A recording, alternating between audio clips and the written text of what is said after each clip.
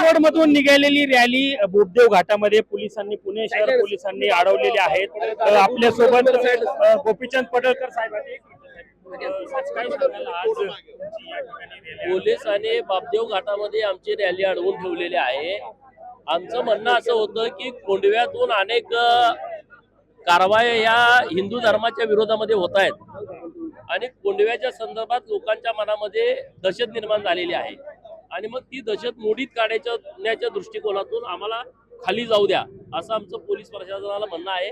परंतु पोलीस प्रशासनाने रस्ता अडवून धरलाय, परंतु आम्ही खाली गेल्याशिवाय आता शांत बसणार नाही। आमची भूमिका तीच आहे, जोपर्यंत हे सगळं इकडच्या चुकीच्या कारवाया बंद होत नाहीत, लँड जिहाद करणं, जागा ताब्यात घेणं, सरकारी जागा बळकावणं, खासगी जागेमध्ये अतिक्रमण करणं, खुल्या मैदानात कुठे इफ्तार पार्ट्या करणं, कानिमनाथाची पवित्र भूमी आहे, तर या सगळ्या गोष्टीला आमचा विरोध आहे आणि म्हणून सगळा हिंदू समाज रस्त्यावरती एकवटलाय। मोठी वाहतूक जाम झालेली आहे, पोलीस कुठेतरी प्रशासन जाऊ देत नाही, त्यामुळे सगळी वाहतूक जाम झाली, सगळं जाम झालं। इथून मुंगेला पण जायला वाट नाही, इतके पोलीस सगळे आहेत।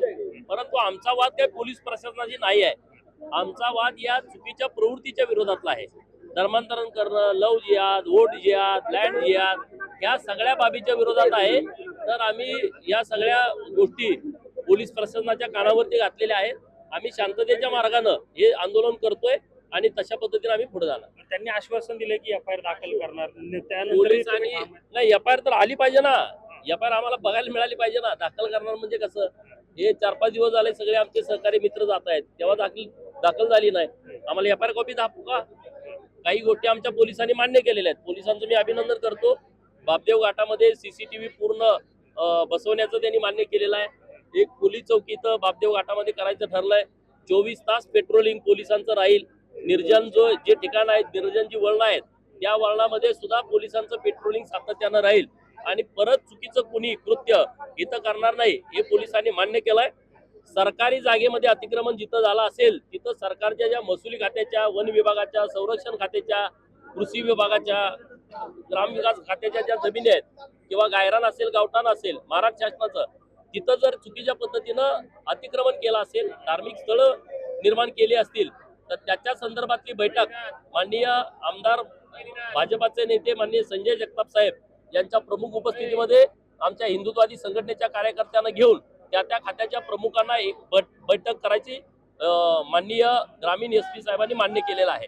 त्यामुळे बऱ्याच बाबी आमच्या मान्य झालेत, परंतु आम्हाला खाली जाऊन या सगळ्या भूमिका मांडायच्या आहेत। खाली पण लोक हजारोच्या संख्येनं हे खडी क्रशर चौकामध्ये थांबलेले आहेत, तर तिकडं आम्हाला जायचं आहे। आता पोलिसांचं काय म्हणणं आहे आणि तुम्ही कोणत्या पोलीस विनंती करताय की तिकडे जाऊ नका, आमचं म्हणणं आहे की तुम्ही कारवाई तात्काळ करा ना सगळ्या विषयावरती, हे एफआयआर दाखल करा। तुम्ही ज्या लोकांनी स्टेटस ठेवतात लोक, आमचं काय तुम्ही वाकडं केलंय, हे बरोबर नाही ना।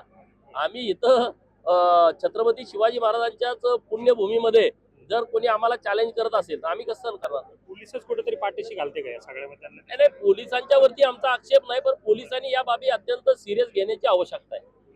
आपण जर पाहिलं तर गोपीचंद पडळकर या ठिकाणी आहेत आणि ते खाली घाटाच्या खाली जायला ठाम आहेत। आपण सध्या या घाटाच्या या ठिकाणी आहोत। आपण जर पाहिलं तर या ठिकाणी मोठी जी काही वाहतूक जी आहे ठप्प झालेली आहे। हिंदुत्ववादी कार्यकर्ते जे आहेत ते या ठिकाणी आलेले आहेत आणि मोठ्या संख्येने या सगळे कार्यकर्ते हे या ठिकाणी आहेत आणि गोपीचंद पडळकर यांचं म्हणणं आहे की आम्ही या ठिकाणाहून हलणार नाही, जोपर्यंत पोलीस आम्हाला खाली जाऊ देत नाही तोपर्यंत आम्ही याच ठिकाणी ठिय्या आंदोलन करणार आहे, याच ठिकाणी थांबणार आहे, अशी भूमिका जी आहे ते गोपीचंद पडळकर यांनी मांडलेली आपल्याला पाहायला मिळते।